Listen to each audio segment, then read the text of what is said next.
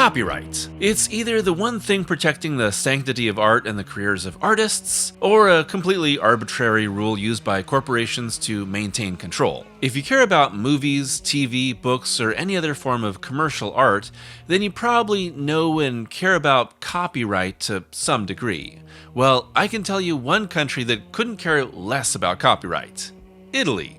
Okay, well, that's not entirely true. In reality, the Italian government from the 1960s through the 1990s were incredibly lax around enforcement of copyright, especially in regards to film, as the country's film industry began to boom by cashing in fast and hard on genre trends. Hundreds of spaghetti westerns, with more than 50 alone using the character of Django. Cop and criminal poliziotteschi movies looking to make their own Dirty Harry, and a booming horror industry that took successful films and ran off with their recognizable titles and reputations for fast cash. And there's no greater example of the highs and lows of Italy's copyright-skirting exploitation approach than the Zombi franchise. That's right, no E. From its origins in the international release of George A. Romero's Dawn of the Dead, to the more than 20 different films that have been co-opted into the Zombie series through a quick name change and the hunt for profits, there's no other horror franchise out there like Zombi. And thank God for that.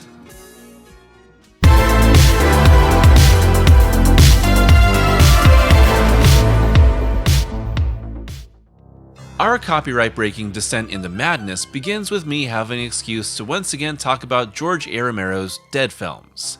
Romero's Night of the Living Dead from 1968 was itself a victim of copyright to some degree, with a misprinted title card causing it to immediately fall into the public domain when it was released. Thankfully, the film was a hit and gave Romero the opportunity to transition from workaday industrial filmmaker to feature film director. Over the next decade, Romero would go through a lot of ups and downs with the release of 5 different movies before heading back to the undead with 1978's Dawn of the Dead. And the search for funding led Romero to one of the original dang-ass freaks, my main man, Dario Argento. See, Romero and his producing partner Richard Rubinstein, the man who has essentially held several of Romero's works hostage over the last several decades, couldn't find domestic funding for their mall-set zombie film. Thankfully, Argento, who started out as a movie critic, was a huge fan of Night of the Living Dead and had already established himself as a massive director in the giallo movement when he got word that Romero needed funding for his Night sequel. Dario's really the guy responsible for that film happening. He was responsible for raising the initial money, said Romero. I wanted to do a satire about consumerism. A friend of ours owned that shopping mall, and he was fool enough to let us come in and bust it up. That is where the idea came from. I told Dario Argento about it. He's a great friend. We've worked together a few times. I had the story laid out, but he invited me to come over to Rome, so hey, I wrote the script there, eating good pasta. I guess that's where those eating scenes came from.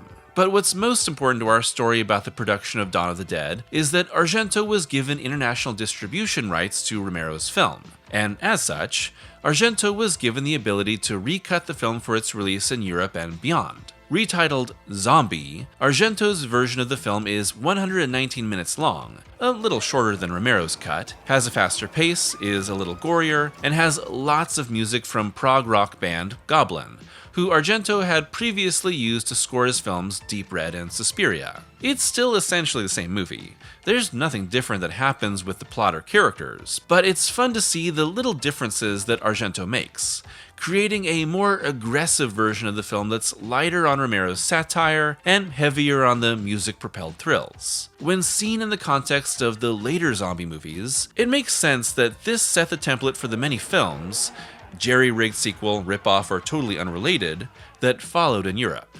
Zombie was also a big hit internationally, with it making it big in several different countries including Germany, Italy, the UK, and Japan. And with its success around the world and in the United States, it was proven that the zombie genre was a moneymaker, and very quickly in its wake was a huge new boom of undead movies. In the case of Zombie specifically, Italian film studios realized they had an awesome opportunity to make sequels to a film that was specifically recut and translated to be a hit in their country, just without Argento, Romero, or anyone else involved in the making of Dawn of the Dead. You see, that lack of copyright protection in Italy meant that any studio could advertise their film as being a sequel to a pre-existing work. Some of the most infamous of these are Ciro Ippolito's Alien 2 on Earth, multiple movies titled Demons 3, the many films of the La Casa series, itself a franchise worthy of its own video with its focus on ripping off Evil Dead, and the birth of our ongoing exploitation series we're talking about today, Zombie 2. Whatever it is, it makes the dead stand up and walk. Clearly, being called Zombie 2 would make you think this is a direct continuation of Romero's film. Oh, maybe we'll find out what happened to Peter and Fran after they flew off in that helicopter at the end of the movie. Or maybe we'll jump back over to that TV station that we see in broadcasts and find out how they all went mad. Well, technically, you just made a huge assumption. Sure, it's called Zombie 2, but whoever said this was the second in a series. We just thought having a 2 in the title would be cool. And so, with a little hard work and a whole lot of disregard for good taste, producer Fabrizio De Angelis decided to make his zombie cash-in film after finding some success with other exploitation movies like Violent Rome, Violent Naples, and Emmanuel Around the World. To bring his vision for a fast cash-in to life, De Angelis hired another of the all-time great dang-ass freaks, Lucio Fulci, patron saint of eye trauma and vaguely sexist horror. At this point in his career, Fulci hadn't yet created his Gates of Hell trilogy, but he had already hopped from genre to genre, moving from comedies to war movies to crime dramas, and finally to horror and giallo, making 31 movies in 19 years. Eat your heart out, Rainer Werner Fassbinder. This shooter's gonna shoot. I am a genre terrorist, said Fulci. I experiment with a genre, and I stay long enough. I perform my commercial deflagration, then I get bored and I move on. As soon as I'm successful, I lose interest. Titled Zombie 2 in Italy, named Zombie Flesh Eaters in the UK, and commonly called Zombie with an E in the US at various times, Fulci's Zombie 2 began life as a script by Dardano Sacchetti titled Nightmare Island, before it was optioned by Variety Films and rewritten by Elisa Briganti to be a so-called sequel to Romero's Zombie. But there aren't actually any real connections to that movie at all. The story begins in New York City when an abandoned sailboat drifts into New York Harbor carrying a zombie. And since the boat belongs to the father of Anne Bowles, played by Tisa Farrow, the trail leads back to the Caribbean island of Motul, where her father has been conducting research. The story is soon picked up by British journalist Peter West, played by Ian McCulloch, who travels to Motul with Anne along with 2 guides, only to find out that Motul is overrun with a zombie plague being researched by the obsessive Dr. Menard, who is trying to uncover the cause, but is mostly forced to shoot his undead patients in the head, which I'm convinced is the inspiration for the opening of the Resident Evil 1 remake. With our characters colliding on an island being more and more overrun by the undead, it's a battle to survive and escape as the living soon become outnumbered.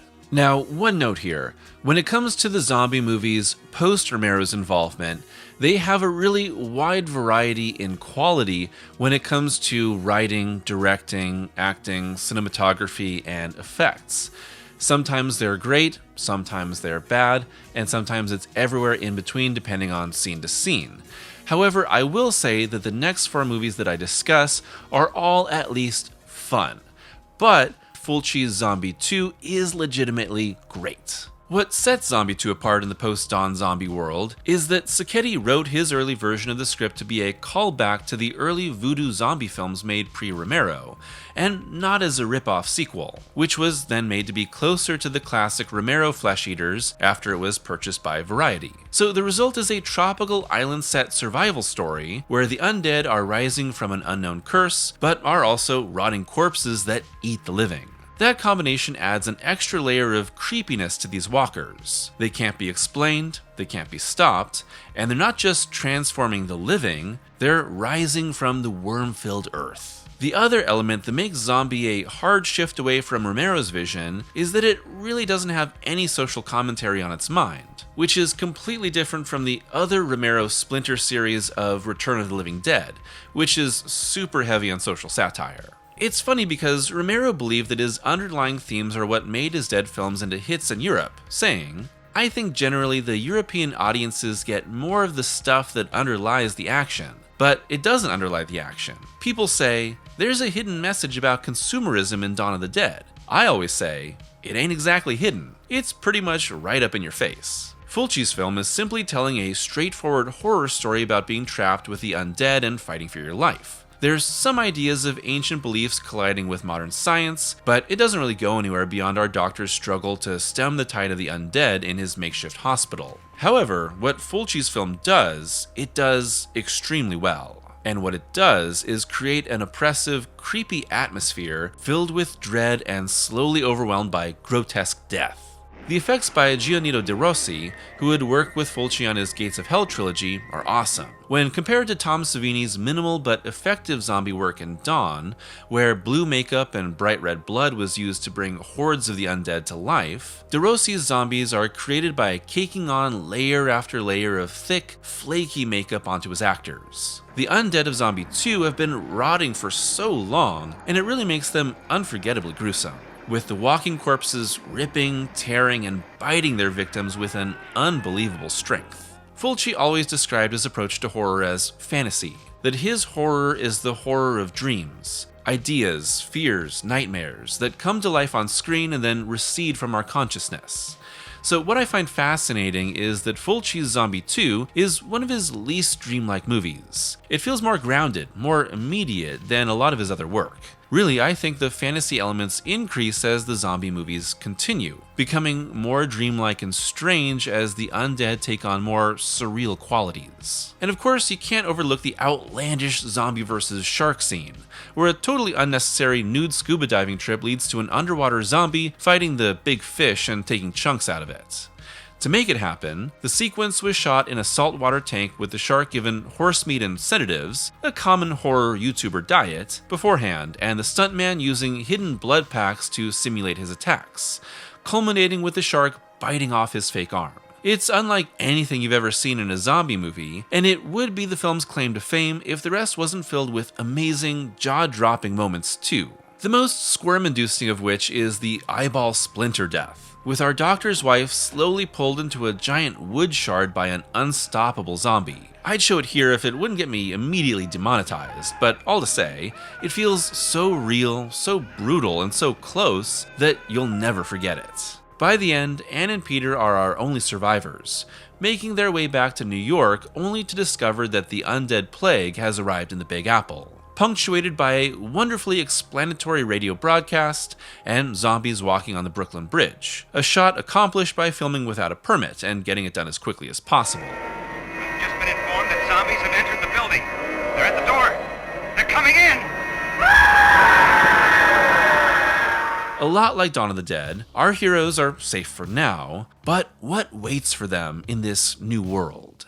All those gory, gooey, ooey, bloody zombie sequences originally caused Zombie to be given an X rating in the United Kingdom, even after Fulci cut out 1 minute and 46 seconds of the film to avoid being completely banned in the country. Even then, Zombie would soon be given the dreaded Video Nasty classification in 1980. While I've been dying to do dueling videos on the rise of the Video Nasty in Europe and the Satanic Panic in America, and will wait to go more in depth, what that means is that the National Viewers and Listeners Association in the UK, under Mary Whitehouse, deemed the film, alongside many others, as violating obscenity laws, in an effort to essentially ban the film from the country.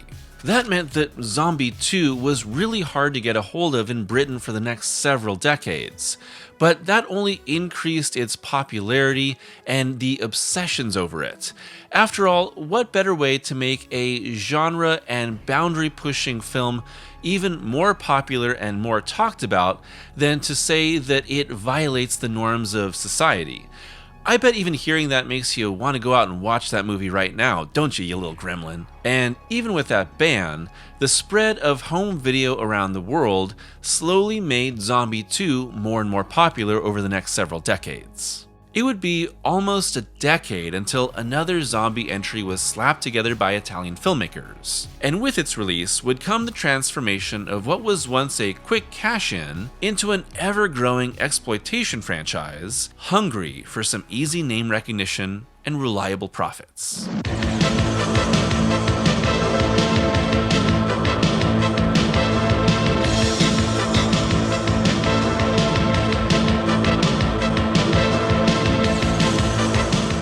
decade between Zombie 2 and the film that would become Zombie 3, Lucio Fulci had found some of his greatest success across another 9 movies, with films like The Beyond and The New York Ripper showcasing the director's obsessions with unconventional horror that tears both the mind and flesh. And before we get any further, I think I should clear up the main films that compose this franchise. Zombie is 1978's Dawn of the Dead, and Dawn is what it's known by in general. Zombie 2 from 1979 is Fulci's film, which is known as Zombie with an E and no number in the United States, and Zombie Flesh Eaters in the United Kingdom.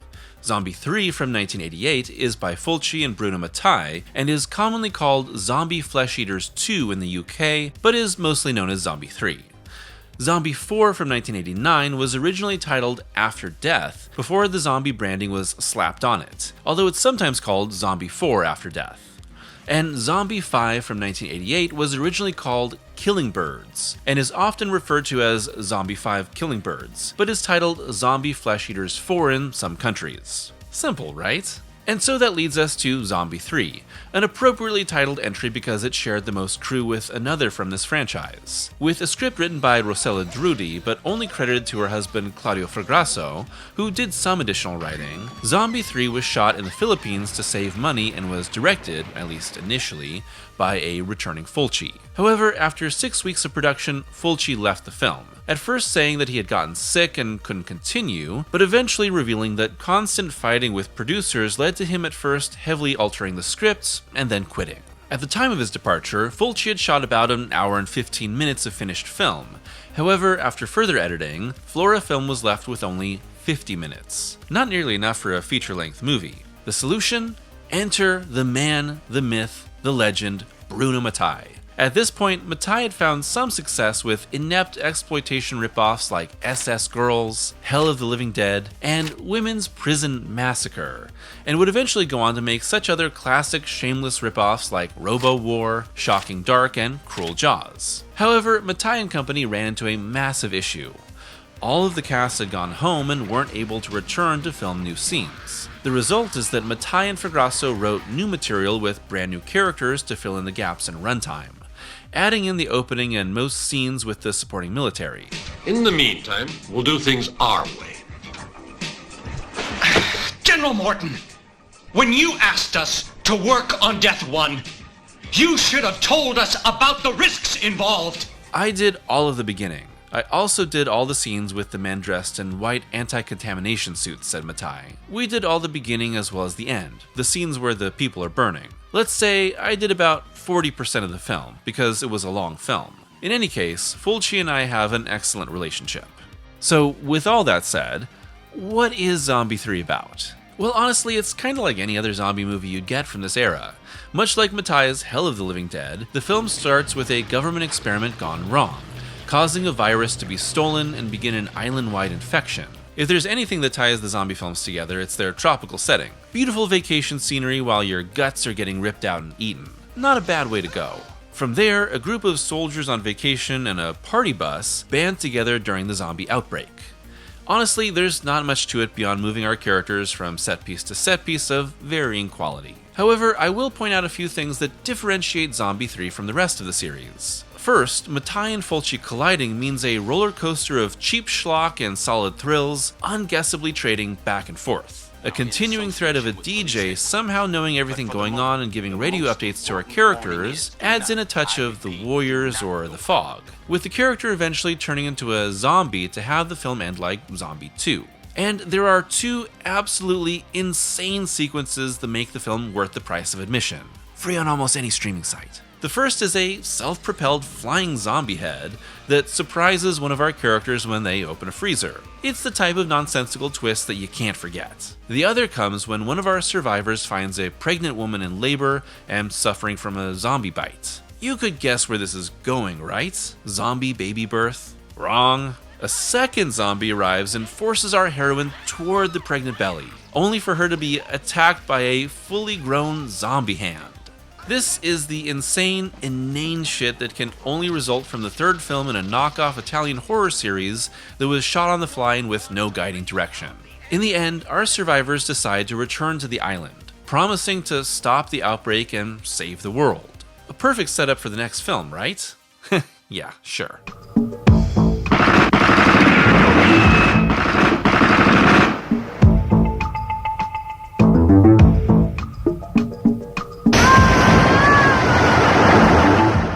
With the Zombie series still up for grabs, the film that would become Zombie 4 was originally filmed as After Death, with Fragrasso and Drudy actually making the movie at the exact same time that Zombie 3 was being made, both in the Philippines, with Zombie 3 shooting during the day and Zombie 4 entirely shot at night. This time, Zombie 4 is solely written by Rossella Drudy, while Fragrasso moves into the director's chair in what was an apparently hellish shoot, as the team pulled double duty to get both films made, with 4 having half the budget of 3, and boy can you tell. According to Fragrasso, he basically didn't sleep for the 2 weeks that he was filming this movie, and well, when you watch it, it kind of feels like it was directed by someone who didn't sleep for 2 weeks. Stylistically, Zombie 4 feels sort of like Fulci's Zombie 2 mashed up with his City of the Living Dead, but it's not nearly as good as that sounds. You would think that given the same team was working on both 3 and 4 and both were being shot at the same time, these films would have some sort of connection to each other, but nope. In fact, 3 and 4 feel almost the complete opposites in terms of both style and story. Here, Zombie 4 chooses to take the hints of voodoo and the supernatural being responsible for the zombie outbreak, as seen in Zombie 2, and fully run with them. Opening with researchers on a jungle island discovering a voodoo priest opening a gate to hell and killing the man in the midst of the act. But, oopsie kitty, that causes zombies to rise all over the island, killing everyone but one young woman who escapes thanks to a mystical necklace. Cut to 6 years later as the survivor, Jenny, returns with a very Hell of the Living Dead style team of mercenaries intent on finding out what happened. Throw in a trio of campers who discover the underground temple where the Hellgate was originally opened, and read from the Book of the Dead to prove they're not chicken. It is, of course, legibly labeled for Dewey Decimal Classification. And then the zombies return to kill all trespassers. There's little bits of Bava's Demons, Fulci's The Beyond, and Matai's Hell of the Living Dead embedded in this film's DNA, and that makes it kind of unpredictable, especially compared to the other films before this one. But it's the sort of film that veers between the completely forgettable, been there, done that zombie action that you've seen in a million other movies, and the weirdo, completely unforgettable, strange choices and scenes that will be permanently burned into your brain. The unfortunate thing is, Zombie 4 simply doesn't have the budget or the skills behind the camera to make its zombies live up to the films that came before. Instead, it's undead, very cakey like before, just kinda swarm their victims and paw at them, with the movie, like Zombie 3, using this very unconvincing effect where the makeup team layers fake skin over some blood makeup, which the zombies then kinda peel off. I guess we're supposed to think they're having their faces ripped off? Trust me, as a guy whose third greatest fear is getting his face eaten off by chimps, this effect just doesn't work. And a lot like Fulci's City of the Living Dead, Zombie 4 ends nonsensically and confusingly, with our heroes closing up the Hellgate at the cost of their own lives, with Jenny tossing her protective necklace into the underworld to close it, only to be transformed into a zombie herself. Happy ending? I don't know. While the film was released theatrically in Italy, it was mostly distributed on home video in most other countries, bringing an end to the franchise's real popularity. But that didn't stop more from being made.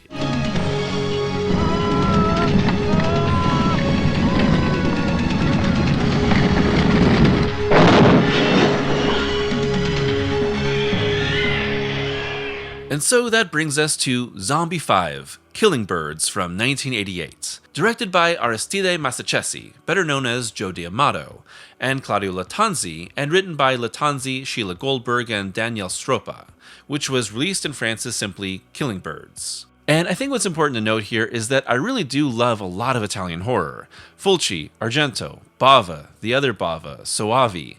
There are so many great Italian horror movies that I think are legitimately good, not ironically good.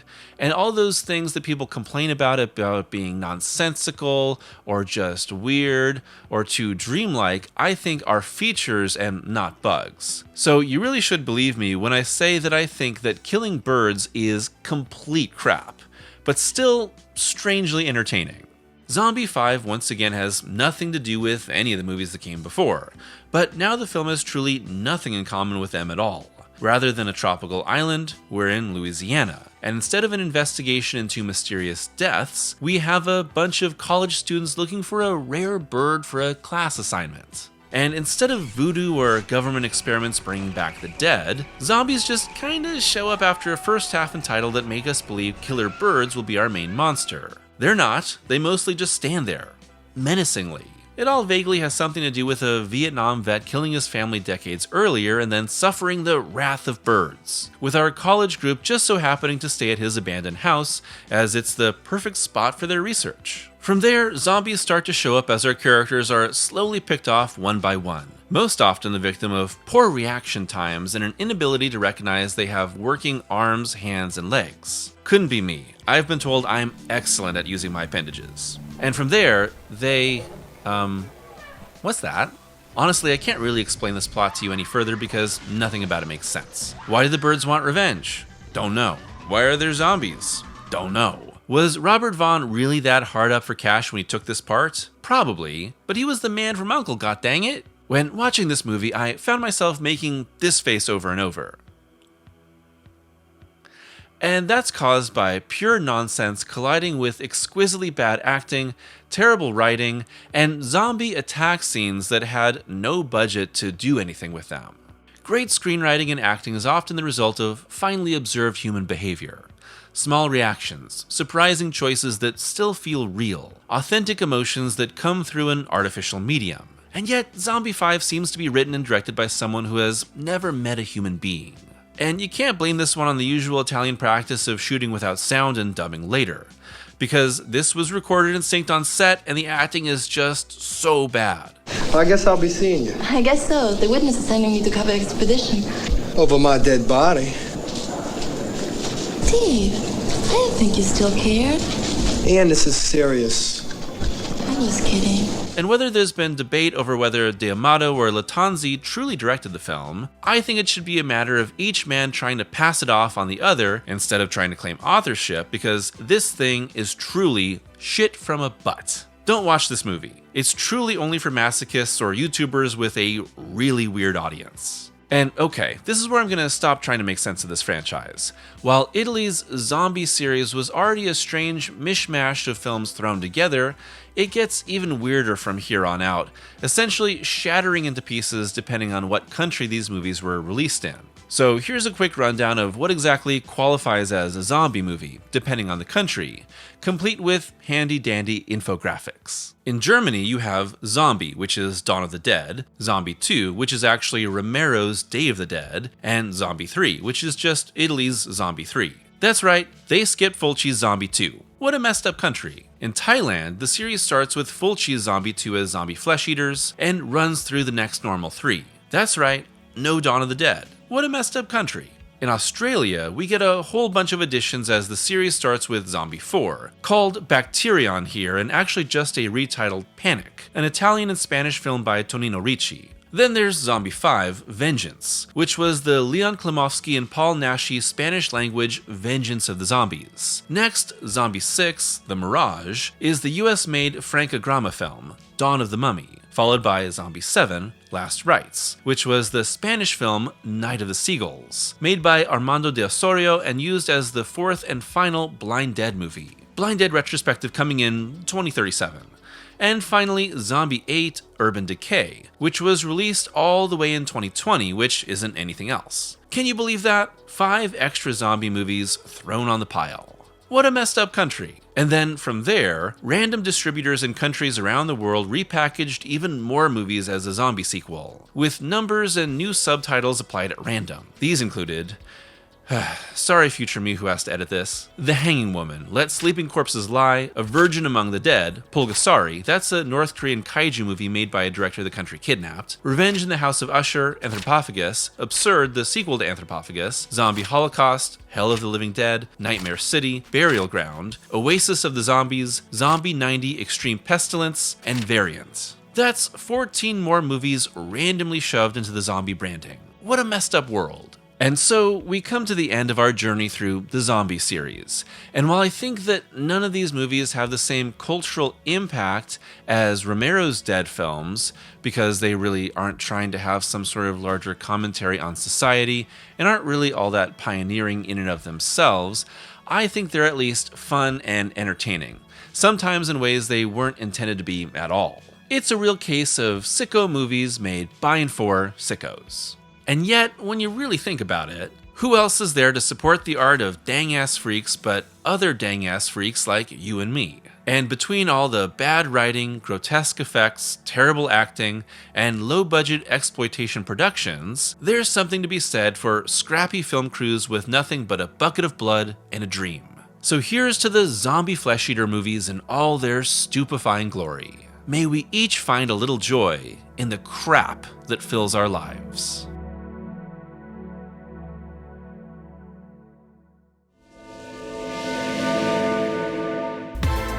Thanks for watching today's video, and it's February, so you know what that means. It's time for another Italian horror video. This is another sort of tradition for me with my channel, as over the last several years I have done a video on something in Italian horror every year during February. The Gates of Hell trilogy, the Three Mothers trilogy, Demons. There's a lot that I've talked about, and when thinking about what I was going to do for this year's video, I thought it would be really fun to go back to the world of George Romero, Dario Argento, and Lucio Fulci all in one by covering the zombie movies. And clearly, this is a very, very messy and sort of just thrown together series. But I find it fascinating how Italy allowed so many movies to market themselves as sequels to other movies that they actually had no relation toward. You can only do that so many times before people catch on. As for the zombie movies, I think a lot of these are really fun, even if their quality really differs from movie to movie.